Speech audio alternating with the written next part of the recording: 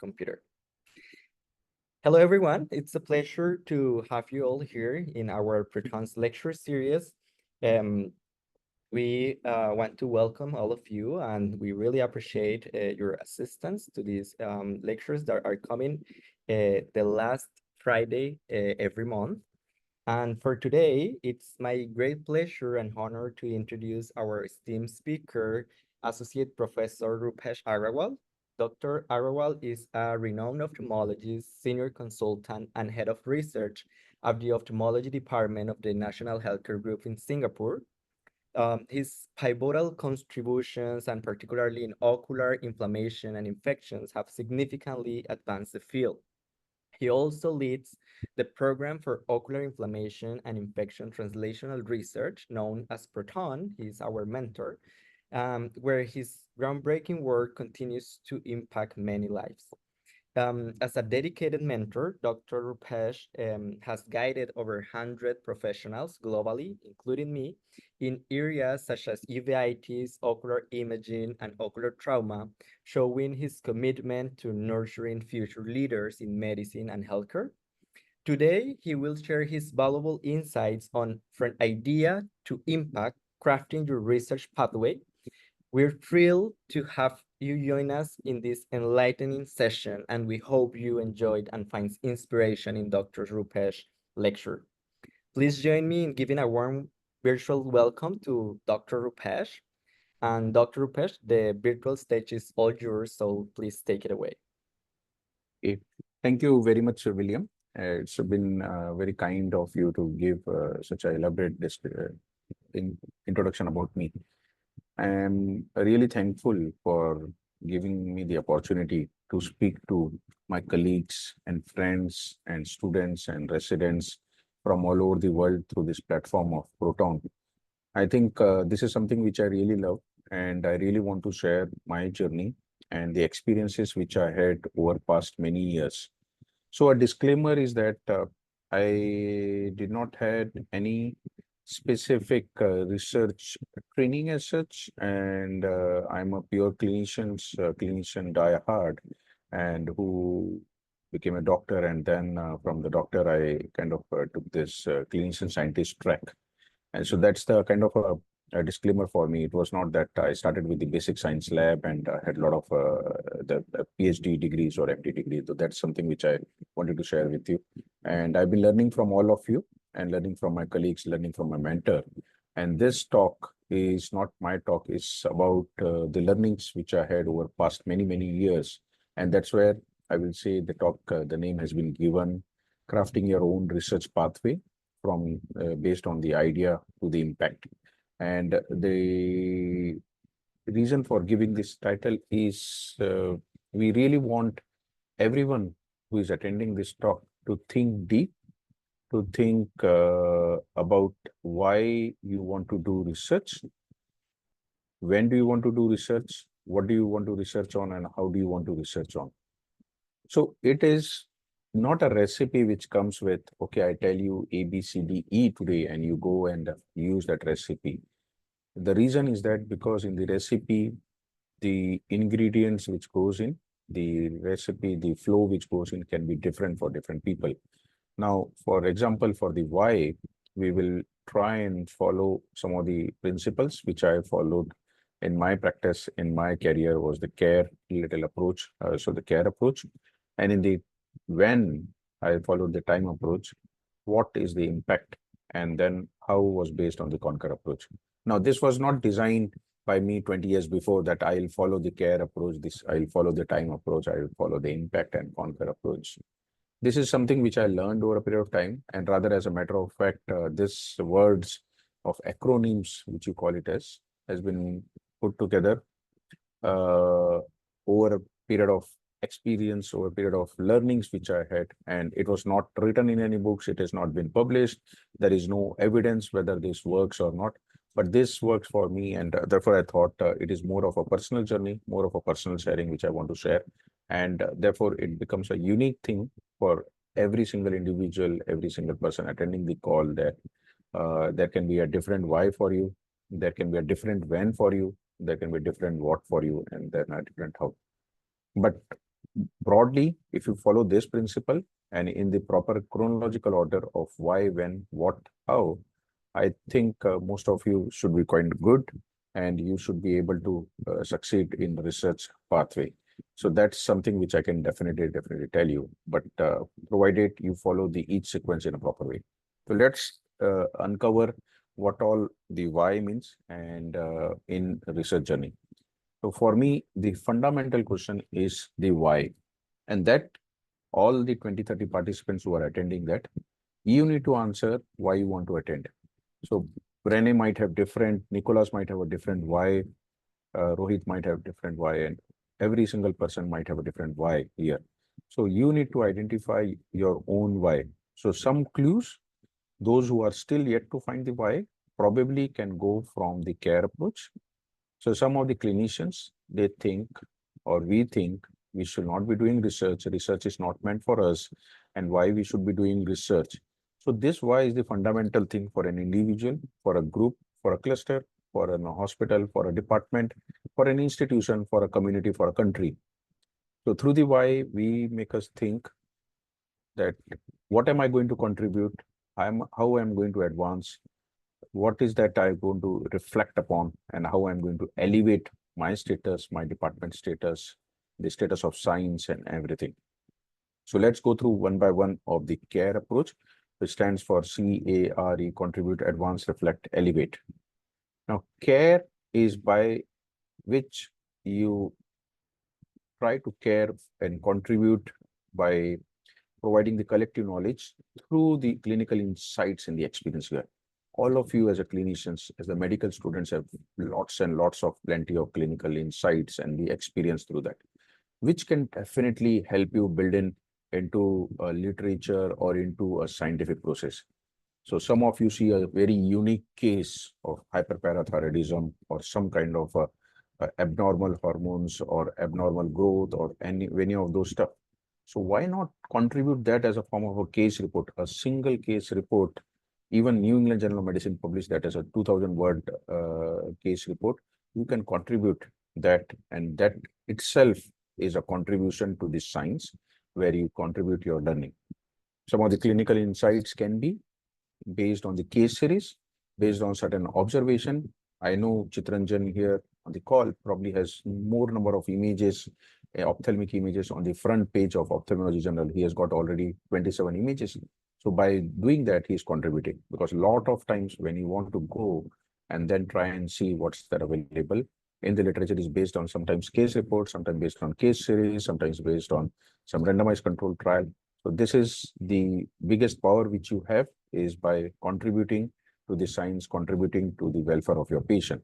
So it's the thing which should automatically make you aware that this is a big why for me, that I know uveitis, I know trauma.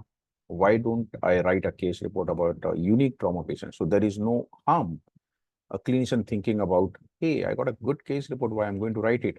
He'll start laughing at it. Is he not taking care of the patient? Is he only worried about the publication? No.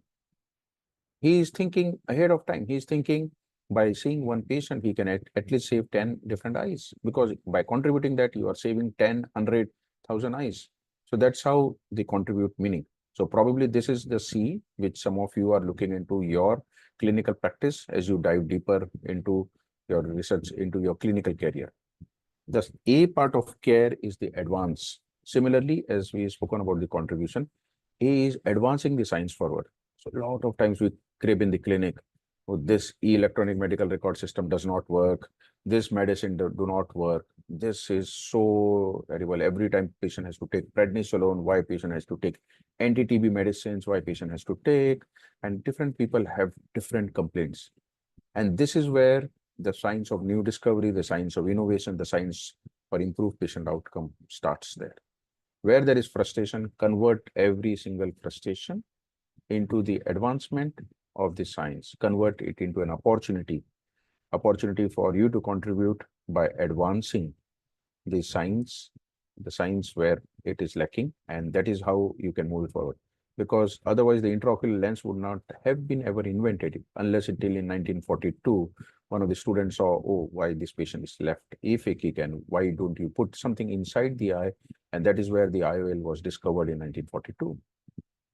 So it is about the power of observation, and that should stimulate within you the advancing the science forward. Otherwise, it will be there.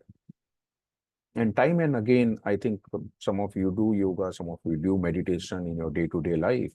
Time and again, you should reflect upon why you took those Hippocratic oath, why you are a doctor today, why you're a scientist today, why you're a medical student, why you're a researcher today. It is a very important thing for you to reflect upon your clinical practice. Hey, day in, day out, am I there only to count the number of surgeries? Am I there to only count the number of injections I have given? Am I there to only count the number of medicines and prescriptions I have given? I am there only count the dollar. So a big thing is about reflection. So once in a while, I urge upon all of you as a young clinicians who are in making to think and reflect upon. And a lot of times you get when you fly. So that's the time I try to kind of reflect upon myself is in the flight. People say, why do I take a flight every now and then? I fly a lot. I think some of you know that. But that's the best time for me to reflect upon what am I doing? Am I doing the right thing for my family, for myself, for my professional career, for my community, for my hospital, for my friends and all? So I think that's the right time. So I typically hate internet on the flight, though I need it, but I hate because that still distract me not from reflecting. So that's the probably one of the best time. But I think each one of us, including myself, so take out time to reflect. So at this stage of my career, William, Carlos, and I probably go for every single day a 20 minutes reflection. Are we doing right? And at this stage, you can invite your juniors, your seniors to kind of give you an insight about whether you're in the right direction. And this is where, again, another why can come into your practice, where after a certain level of things teach, you start thinking about reflecting upon is that. So maybe this is the something which can spark some interest in you and give you the answer of why you want to enter into research despite being a very busy clinician, despite being a very successful clinician. The last part of the care model for why part of research question for doing a research is the E. E stands for, to me, is a elevate. So it is the by virtue of being a doctor, by virtue of being a healthcare provider, by virtue of being someone who is engaged in the healthcare practice, I think you are in a very unique position, in a very, very unique position to elevate your professional standing for yourself, for your hospital, for your community, for everyone around you. And by virtue of doing that, you contribute to the field by adding to the body of evidence. So every single case report, every single algorithm designed, every single case paper published, every single systematic review meta-analysis, every single narrative review, every single letter to editor contribute to that. And by virtue of that, you elevate the status. You elevate the status of science. You elevate the professional standing for yourself, for everyone around you. So how do you are known? You are known not only just by seeing, you've seen 100 patients you have cured, but you are also seen to be how you have contributed by elevating the people, by elevating the science, by elevating the people around the community around you. And that is how you kind of create an impact. That is how you kind of make an impact and all. So I think if that kind of triggers you, and if that makes you that your own personal why, that hey, I want to raise up, because you do put up a degree, MD, DNB, PhD, whole lot of things. But if that gives you a higher professional standing amongst your other friends on the WhatsApp group of chit chat of school WhatsApp group, or amongst your college friend who we have been chit chatting, or amongst your colleagues and peers, you as a PhD seems better. Why not? Why not? It is a good opportunity, and it is a license for you to elevate yourself above other. So that can be one way of other, besides having a big bank balance, you know. So that's where I feel this is how the different whys can be triggered for different individuals, and there are a whole lot of other reasons. This is just I kind of bracket it into a particular model which I feel is important, but there are 101 reasons, and every single individual attending this call, not attending call, will have their own why. And it is first and foremost, before you embark onto a research journey, that you need to answer this why. So the reason I left India, people still ask me, or still ask me, one of the reason is that, okay, I came here to be there with my brother, with my family, or all those things. But more important reason was that, see, at some stage, why there is HLA-B27 uveitis to me? What is the cure for HLA-B27 uveitis? So is it enough for me to say HLA-B27 uveitis? Why patients repeatedly get the intravitreal injections of ganciclovir, or why patients repeatedly get the intravitreal injections of anti-VEGF? So that was the thing which was bothering me. And that's something which pushed me. So within the couple of months of coming here, I was in NTU trying to work out a system for sustained release intravitreal ganciclovir or anti-VEGF injections with the colleagues at School of Material Science Engineering at NTU.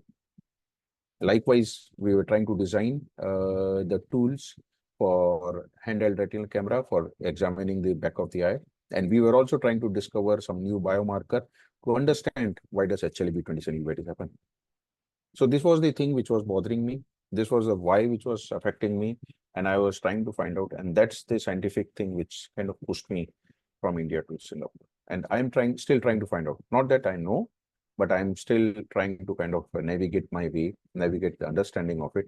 But the journey has been tremendous. The journey has been started in 2009 and still going on. And I don't know where the journey will end, but something I thought will probably kind of help you along this thing. And once again, this is a very informal chit chat. Any stage you feel like either you can raise hand or you can unmute yourself. You can ask any question which you have, and we can continue to talk. It is not about giving a very didactic talk and you just listening. Any stage you want to share your own experience, you want to kind of ask any questions, please feel free to stop me. Okay. So I hope in this first 15 minutes, we are able to answer why for a lot of you. So let's move to the next segment. Once you have some bit of understanding about why you want to do research, next step is when should you do research? The when can come in different form. When can come in the form of whether as a first year medical student I should do, whether as a pre-medical student I do. I think pre-medical student, almost all of you try to do because you want to try to enter into medicine. Now, as a medical student, do I do so that I can enter into ophthalmology? So there is no harm. There is no harm because that probably is the why for you. But it is a very critical thing is when should you do research? So for me, I wanted to do research when I started just doing cataract surgery. So one of my friends said, Rupesh, why don't you focus and get your cataract surgery sorted and be a good surgeon, and after that, focus on that. So that was a piece of advice I took from him. I focused, I became a high volume cataract surgeon. And then when I was comfortable with that cataract surgery, I brought myself from the comfortable zone of comfort to uncomfortable zone. And then I started doing research. And it was a very, very patchy research, very steady, very bad research, which I say I did in 2007 to 2008 or 9, those 2-3 years. I really do not know what to do. Literally, I was copy pasting the articles, and I just don't know what to do research like. Because again, the critical thing is when to do research. So here, when we try to answer when, let's see what happens when we try to adopt some of the principles of the time. And again, this is about metrics, which I think over a period of time I've learned.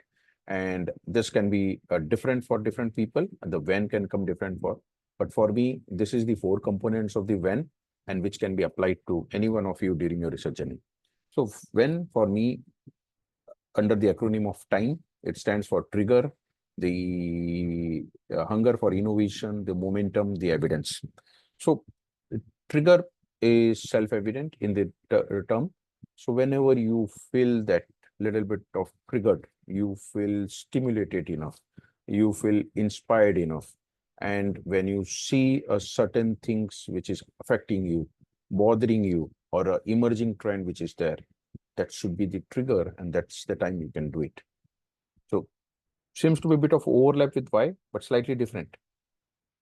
So you got the answer of why, but then the COVID hit, and you can do the research, and the COVID is affecting you, COVID is bothering you, COVID has probably affected some of your near and dear and all, and you really want to do research. So, okay, I want to go till for the thing. So that's the trigger for you. Your near and dear or someone whom you know has died of malaria. Okay, I want to identify a vaccine for malaria. I want to do something for malaria. So that's the when which comes to your life. So it will come like moment in one night, or it will come probably just but you're getting frustrated. You're getting frustrated with the system, and that trigger will happen. And that trigger is the eureka moment. Wow.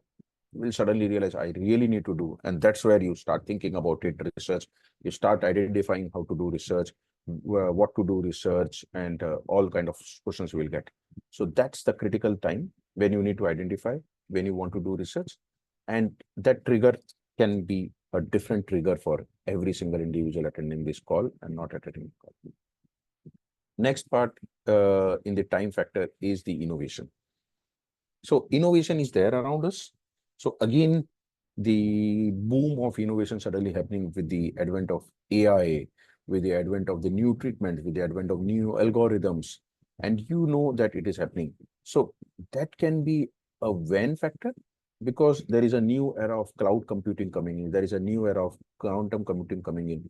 When there is innovation happening around you, so that can be a time that, oh, okay, now it is a right time for me to enter into the research so that I can work, because I always wanted to work and do a generative AI because I understand natural language processing. Now there are computers which are very good. There is an innovation by NVIDIA. There is innovation by all the kind of stuff by IBM supercomputers and all those things. Now this is the right time for me. So when you see an unique opportunity that which is a underlying innovator in you, and that is enough for you to trigger your innovative ideas, and you see enough opportunities around you. So that's the thing. So here it is an opportunity cost. If you think it's a good idea and you really want to be an entrepreneur, you want to be a unicorn. So I know, why not? Why not? There is no harm being dreaming about being a unicorn through the innovative ideas, through the innovative hunger you have. So that can be one of the when you want to kind of enter, oh, I've done enough of this thing. Now I really want to be the innovator like someone like IK Ahmed in Canada, who has been innovator, amazing 40 different patents in the intraocular lenses and the glaucoma surgeries and all. Oh, I really want to be the innovator. So that guy has been like a real innovator. So he looked at the opportunity, he sees the opportunity, and he entered into the market at the right time. So that's the trigger. Maybe I look back into my career when I was a high volume cataract surgeon, maybe I should have gone into some of the innovative thing, which I always used to think about the intraocular lenses, about some of the phaco machines, about some of these capsular tension rings, about Rex's instruments and all. But I did not use that opportunity. I lost that when moment probably. I had my own when moment, probably I'm doing good, but I don't know. Sometimes you look back into career, whether that was the right when moment. So the right when moment will be individual driven, and you have to kind of wait for that opportunity to knock, and don't you ignore that knock on your door or knock on your career, if at all it comes through. You know, third important thing in the time component is the momentum.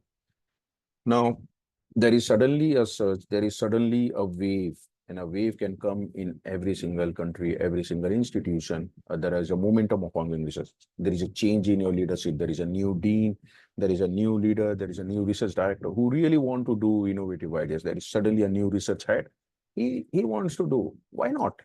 You got the momentum, you got the support, why not? You wanted to do research, but you were not inspired by anyone. You did not know how to do research. You just were lost. But now that you have the momentum there within your department, within your hospital, within your institution, within your community, within your friend circle, why not? Why not use that momentum, use that atmosphere, use that vibes around you to continue to realize your dreams, the hidden dreams, the things which are there with you. So go along with the momentum when the momentum comes. I got calls during the time of COVID. There are people saying, oh, there is a lot of people doing research in the time of COVID. Maybe it's a time to publish high impact factor paper. Okay. Every single businessman have used COVID as an opportunity to earn money, and people have done lots and lots of work to get the money. People have also done work to help the people in crisis and all. But if as a researcher, mind inside you, you see there is a unique opportunity to get your H index up, why not? There is a momentum there. So use every single momentum, every single wave which comes up. So I was listening to a beautiful speech from none other than Melinda Gates for her Stanford commencement speech recently in 2024.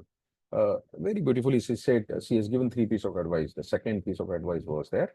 As you look into the wave, You can be that short wave, be that short wave. Not necessarily that you have to be the big wave, but the big wave in the ocean will start looking at every single short wave in that particular momentum.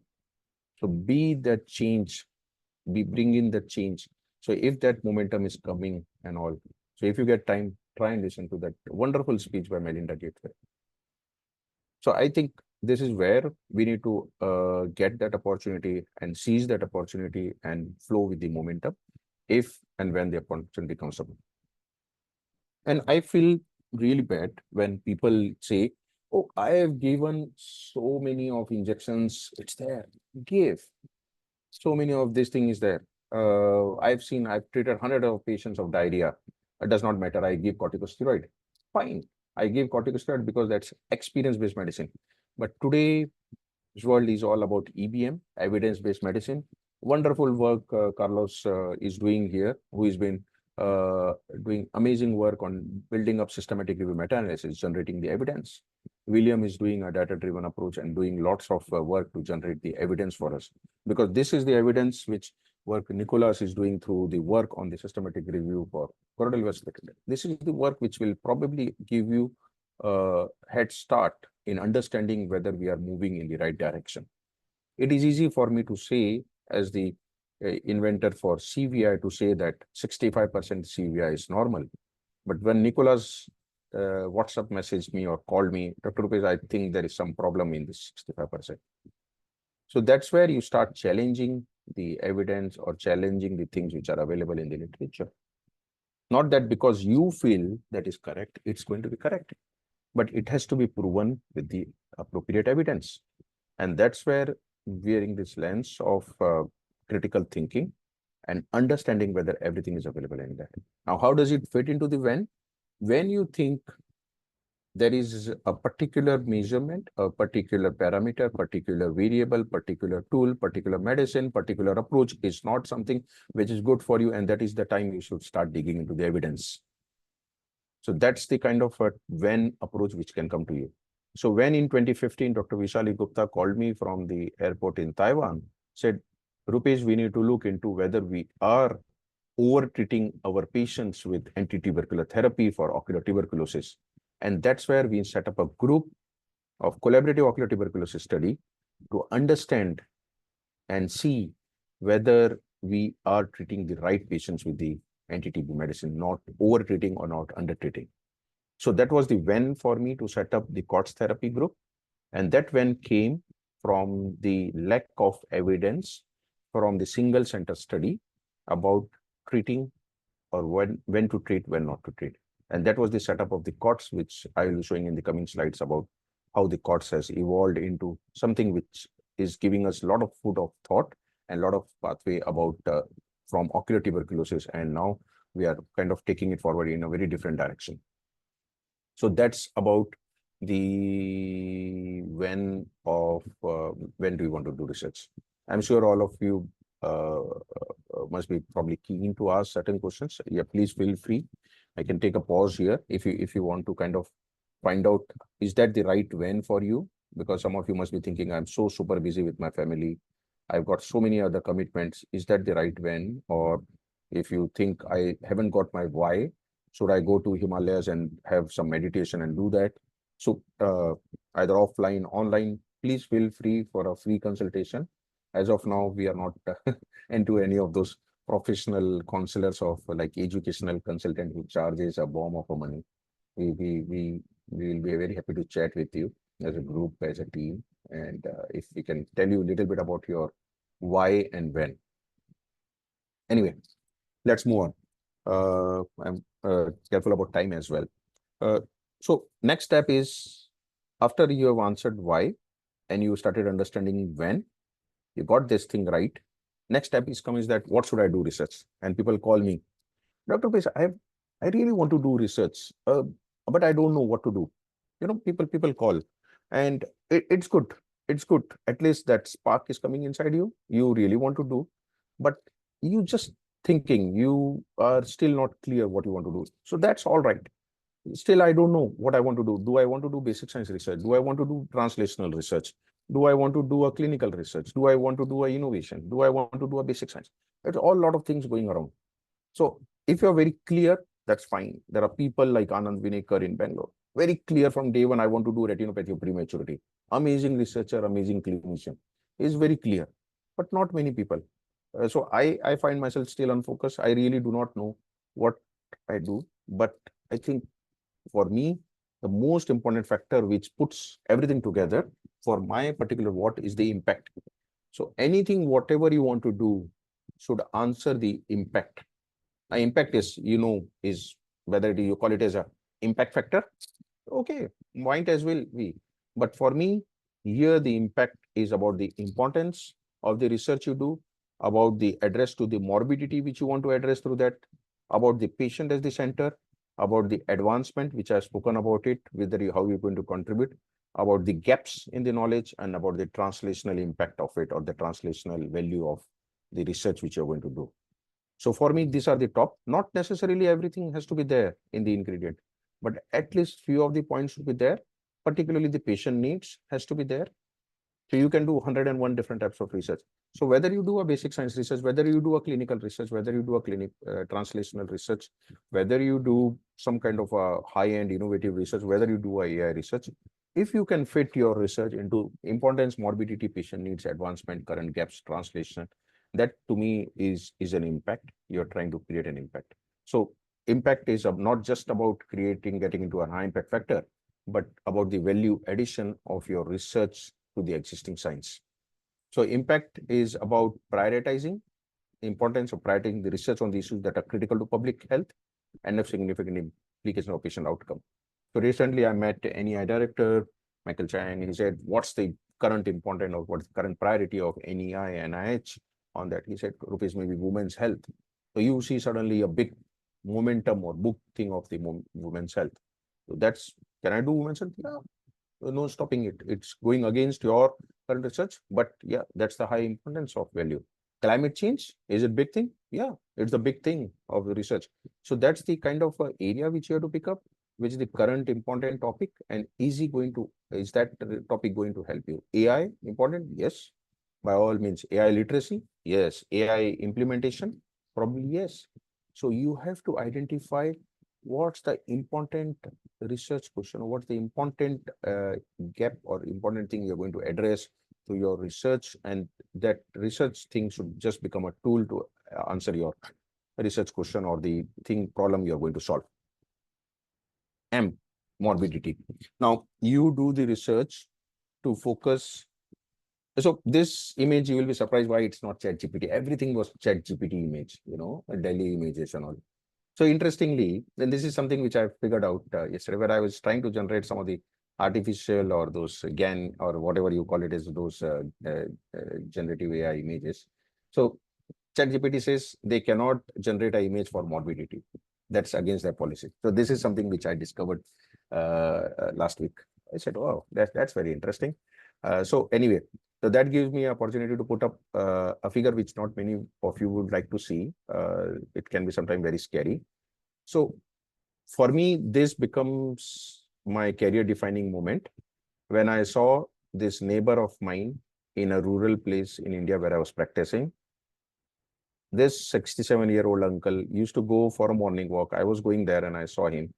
He said his eyes were red, and he said today he's going for removal of his eyes. I said, uncle, if you don't mind, you can come and see me in my hospital. I will see what can I do for you. So this gentleman, while going for a morning walk, fell down, hit his eyes, and this was the repair done by one of the surgeons who is the anterior segment high volume cataract surgeon. So none of the principles of trauma repair or corneal trauma repair were followed here. This was really, I call it as a butchering of the eye was done. The only thing I did for this uncle was I did refixation. I did just a re-repair of this eye with the proper surgical principles, and still he can see. Till today he can see clearly. Instead of removal of the eye, we managed to see. So that becomes the kind of a career-defining moment or the research-defining moment for me.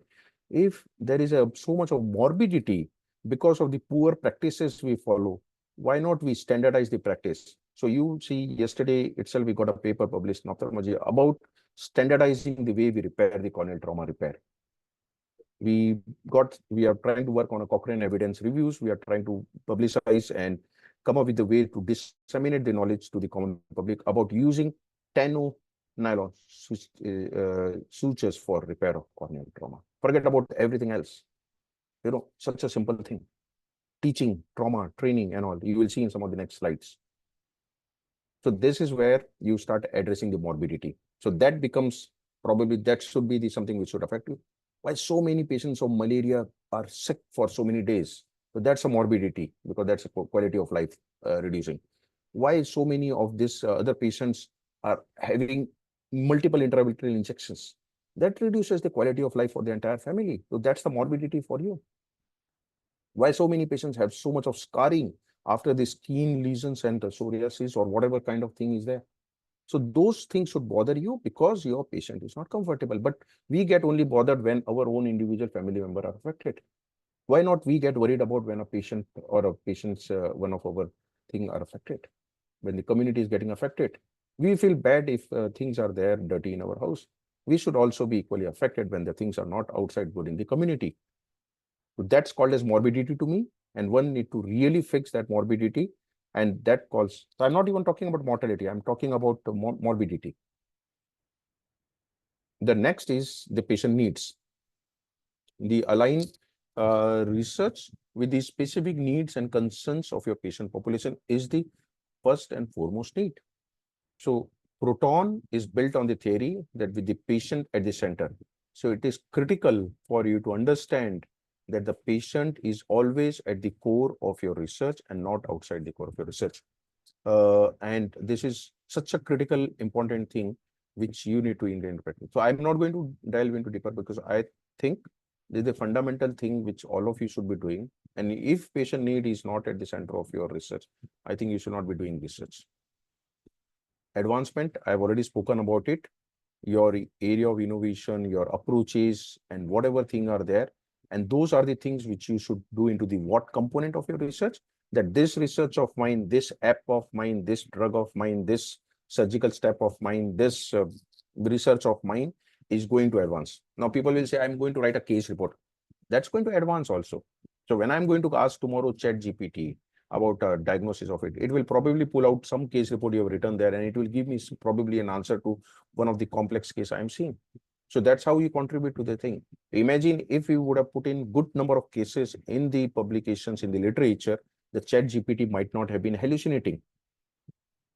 Probably you might have been getting very accurate answers. So it all depends on the literature which is present, the advancement we have done in the publications in the science, and that can probably help us to move the science. So every single contribution count, every single cent, every single penny, every single second of your contribution to the research count. So don't ever think, I just can write case report. I can't write anything, but everything can count.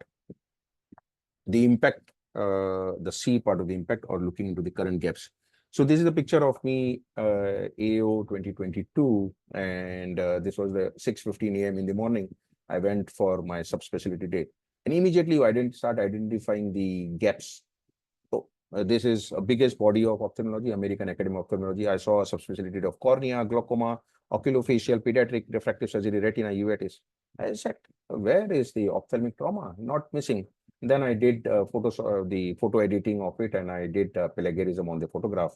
I took a photo of myself, asked one of the resident there, and then I typed that ophthalmic trauma photo. So that's the kind of thing which you should probably look into that. Is there something, a missing gap? Can I probably fill in that gap? So very recently looking into this, last week I met the director of vice president of education for American Academy of Ophthalmology, and he's very keen to set this up, and hopefully with American Society of Ophthalmic Trauma this will be soon there.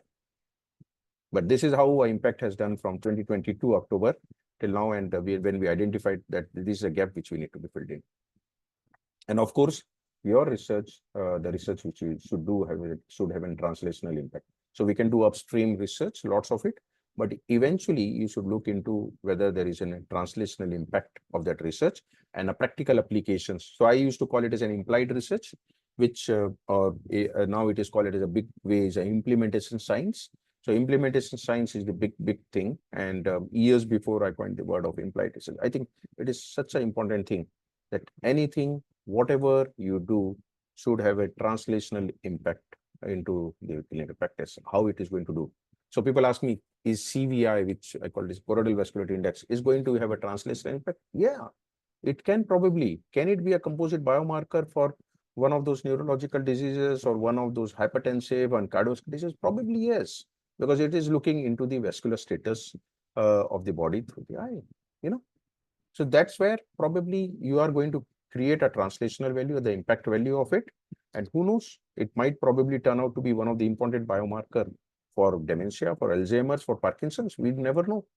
So that's how you start looking into that, start researching that question, but with the end in mind. So last week with Herman on call and with William and all, we decided to probably put a full stop on eye gates by putting up a tool called as eye gates index or a calculator, which will probably do that, because you are not going to continue with that research forever. You have to look into the translational impact, the value of it.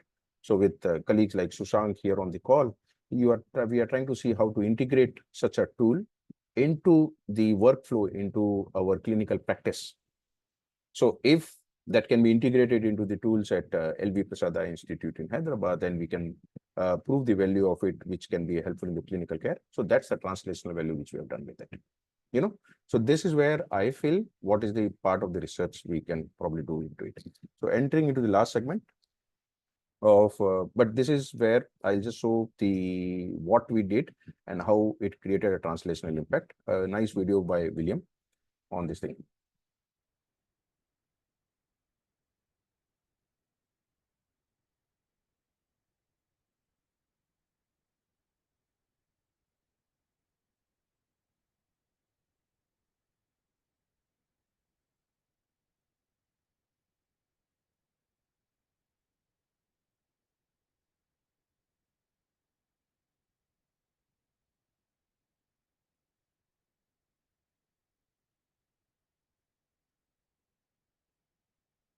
Dr. Rupesh, I think there's no sound in the video. Sorry? There's no sound in the Okay, video. I'll speak up. So basically, you have to enter information in that, and only based on 3 parameters. Either you enter the type of uveitis, Mentu test, and IGRA test. The only 3 tests we have taken up, and then we calculate a value.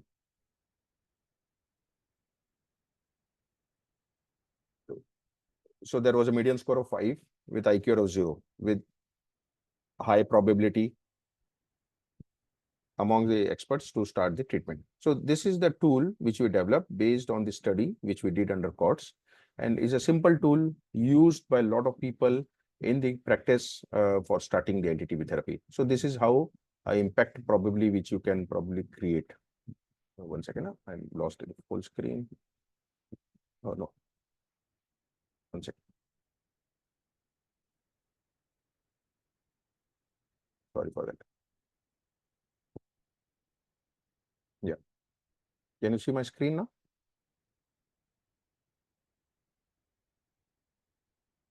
Yes, we can see the screen, but it's not in full screen. Yeah, just checking.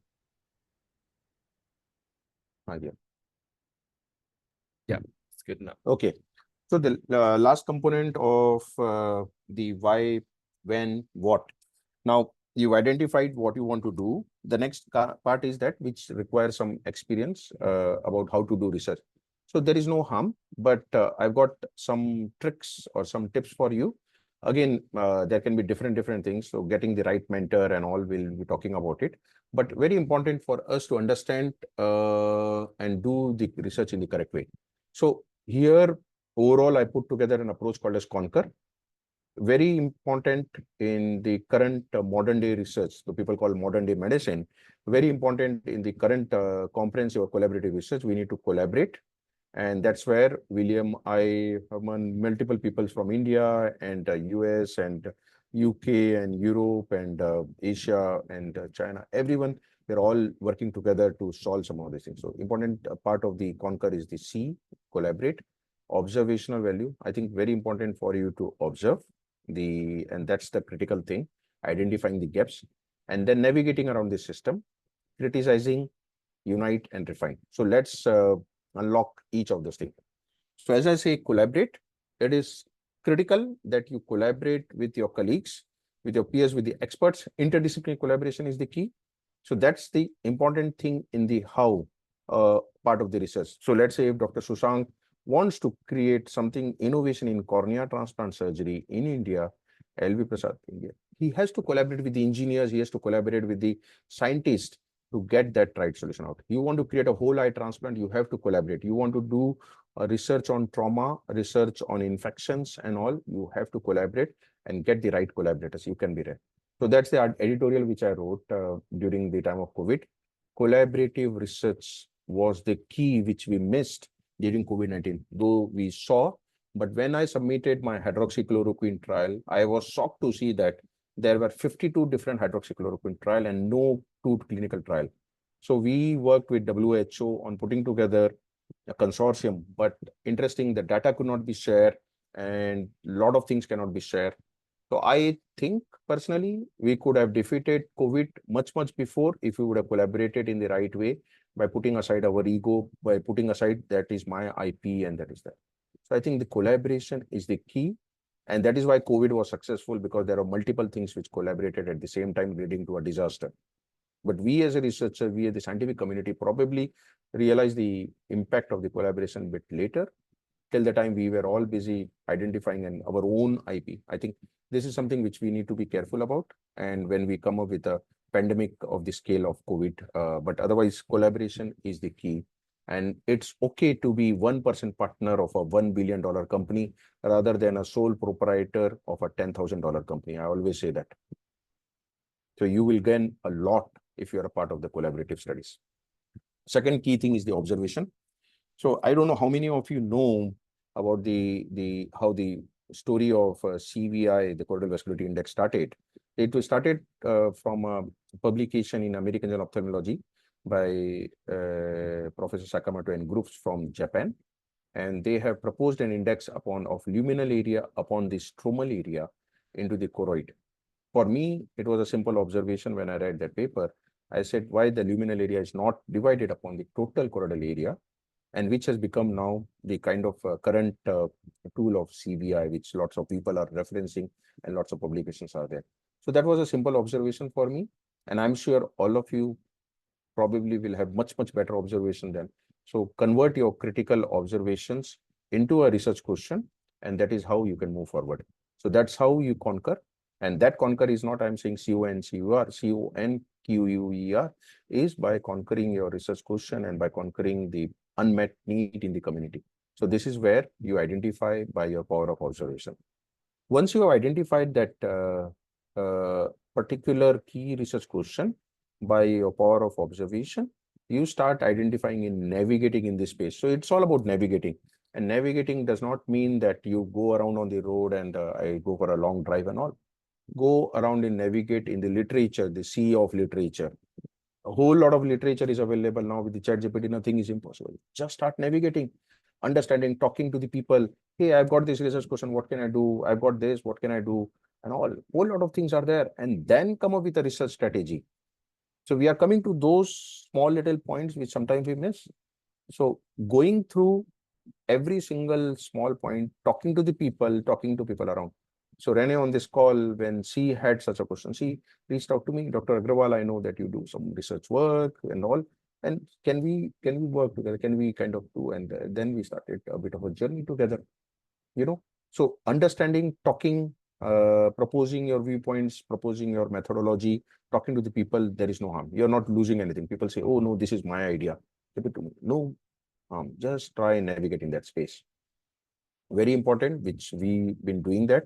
And I really encourage every single researcher, established or a new researcher, is time and again criticize your own work.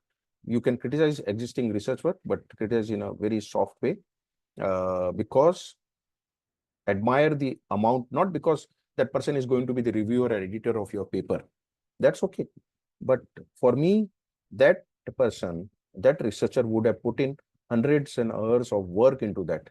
So I have seen people criticizing, oh, what a bad English this is written. This guy does not know how to write English. Why should he be published? No, you should see the amount of effort that guy has put in to get the data and get the data into form of a paper. It is good to criticize, but criticize in a very positive way that, hey, let's improve a bit of a flow of writing, and we do that. Someone's statistical technique might be poor. Oh, this guy does not know how to generate a p-value, does not know. But he is putting in a willingness to that. So that's the kind of a critical observations you can do that. And same thing for your own study, you should start criticizing. And that's again, I call it as a how component of the research is that criticizing the existing literature will give you a research question, and then you will be able to kind of move forward. And in your research, you probably will not be making the same mistake what that previous person has made in his research. So that's also an important ingredient of the how component of the research. Unite, again, lots of diverse literature. It's a pieces of puzzle. So for me, Unite is connecting the different dots. So the dots are available, and just you have to put together those dots to kind of solve your puzzle. So research is all about connecting the various dots. Once you are able to do that, I think that's where it will define how best your research and how best impact it is creating. So, but again, the important component of how component of the research is uniting or connecting the dots. The last bit, but not the is the least, is the important is the refinement. So it is a continuous process of refinement. So at no stage you start thinking that, hey, I've done hundreds of papers, 200 paper, 500 paper. Now I don't need. But there is still a scope of refinement. Some little less, some little both. But once you start thinking your career, probably your growth will stop. So there is always a scope of refinement. So no matter whatever level of researcher, don't ignore the inputs or advice or comments or observation from your postdoc fellow or research assistants for that matter. There is still a scope of refinement, and lots of refinement can be done, and that can help us to improve. I have learned a lot from my students. Rather, I don't know how much I've taught my students, but in my journey, I've learned tremendously a lot.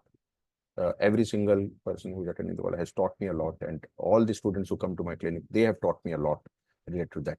So that's a little bit about my the approach to the research: why, when, what, how. Now, having said all the ingredients, let's put everything together into a real life story of the real study. But I'm not getting into the details of this study. It's just the journey started in 2015, and you can see early 2016 onwards how we have evolved. And hopefully with William's work in 2024, we can build up few more success stories from here. But started with a retrospective data collection, COTS1. COTSCon was the expert opinion inputs about it, Delphi study. Then converting those papers in ophthalmology into a form of a calculator, which you have just seen. And then now we are validating that COTS calculator. You can see the journey of this thing. So it's a journey. Research is a journey. It's not a transactional thing. It's a journey. But don't get too overwhelmed. Oh, I have to do 4 years of research. But trust me, you will enjoy. You will enjoy this journey. It's a journey. So make it, probably take this as a take-home message. Research is going to journey, and therefore the title of the talk was mapping the journey of this thing. So everyone likes very fancy word. So there is this very fancy word in ophthalmology field is femtosecond. I thought, okay, we will do a femtosecond of the research. So femtosecond, again, putting everything together. This is the last 2 slides only.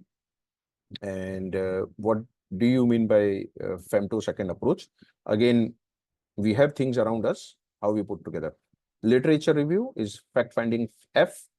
Execution and doing a pilot study, interim study is execution of the study.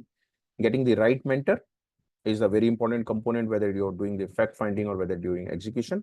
Getting the right team of colleagues and collaborators around you is again very important. And O part is operationalize, where you present your findings, where you kind of publish your findings and disseminate your findings and all. So that's the kind of a femto part of it. And very recently, I came up with this, the second part, which was missing in my earlier presentations for the second part. So as you evolve, you do iterations. So S is the second iteration. is the endorsement by the colleagues, by your hospital leadership, and by different stakeholders. Collaboration at that stage, again, more collaborations will come in, maybe with the industry partner at this stage, maybe with the commercial partner. Optimization, fine tuning is again very important. Again, going back to the refinement part of it. And critical component for all the researcher is to nurture the colleagues around you, the students around you, the young researchers around you. It is most important. Otherwise, you will just walk alone.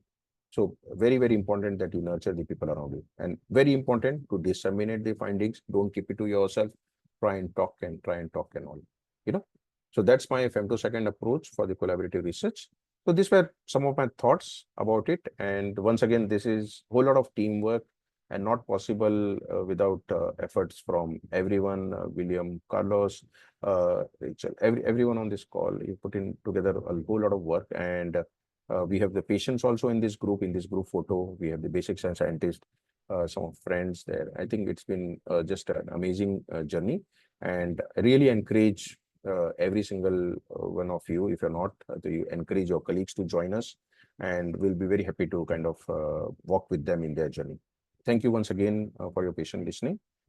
Happy to receive questions and inputs and feedback from all of you. Thank you. Thank you very much, Dr. Rupesh. It was very insightful. I also open the stage if anyone has any question. If you want to open the mic and just talk, feel free to do it. If not, I will start with one question. It's more about curiosity. And I know that mentorship could be a specific talk itself, but I'm just curious about who has been a mentor that has impacted your career, and in which way he or she has impacted your career. So thanks, William, for asking me. And I think there have been tremendous, many mentors right from my school days all the way till now. So in my school days, in primary school days, there was a mathematics teacher who was my first inspiration. Without taking any tuition fees, my mathematics was very poor. I used to fail in the mathematics. So he realized I might probably get better. So he used to call me at home, his home, from 7 p.m. to 10 p.m. I will be sitting there. And then he will take classes for me, 0 rupees. So that was my first inspiration. Then I went to college. There was an ophthalmologist, Dr. Rekha Khandelwal. She was my undergraduate teacher, who used to kind of write down notes, spend time. So I wanted to become a hardcore orthopedician, and but because of her training and teaching, I become from orthopedician to ophthalmologist, because that was the inspiration she has given me. That was again there. And then as I started walking into the journey, when I went into Sankar Netralaya, Chennai, again through encouragement by a colleague, a teacher called as Dr. Prashant Bhawankule in India, then I bumped into Dr. Biswas, who himself was kind of monumental in building up my curiosity into the research, because he used to think research should be published. Then everyone used to find, oh, why this guy in 2001, he used to write papers with the hands, and computers were not very popular, submit and all. And he inspired us that I was more keen for presentation, but he was pushing us for the publication. And now I realize why he used to push us for publication. Eventually, when I went to London and in Singapore, there are many people. My leaders, Professor Lim Tok Khan, who is my first mentor, then Professor Wong On Tim, again another mentor. And then in London, there was Professor Carlos Provisio, Pierre Skin, Adnan Tufil, many people along the journey. And then my another mentor for last long years, I say, is my very dear friend and dear mentor is Professor Vishali Gupta. So a lot of things, but I will say, as you asked me, the most important mentor for me is my students, the residents, and my patients. So every single patient has taught me. I like to give one example of a very good example of what inspired me. So there was a patient with rheumatoid arthritis. We wanted to do a cataract surgery in that patient. That patient said he does not have anyone at home to take care of him and put the eye drops. But eye drops is a very important component after the cataract surgery. I said, what we should do? Then he said, after 2 weeks, he will come back to me. He came back to me. He said he identified a solution. I said, what's the solution? He got it. He said, have you got some caretaker for you? No, I will do myself. So you know what he did? That guy came up with the 2 chopsticks. He put a rubber band around the chopsticks and he hold the bottle. of the eyedropper, and he used the chopsticks to drip the eye drops. He shown how can use it. So I still have that video. It was so inspiring. I still remember the clinic where is that. A lot of patients, they teach you, and of course the students like you and everyone, every time they come in, they inspire, they teach a lot. So they've been the great mentors. Yeah, it's been a journey. Wonderful. Thank you very much, Dr. Rupesh, not only for the talk, but for being such a great mentor for many, or if not for all of us here in this meeting. I think that with this we can close. It's already 9 p.m. So thank you everyone for attending. Thank you, Dr. Rupesh, and we hope you can attend the next lecture series that is coming next month. Okay. We Thank you, can take a group photo if people want. Yes, snapshot. If everyone can.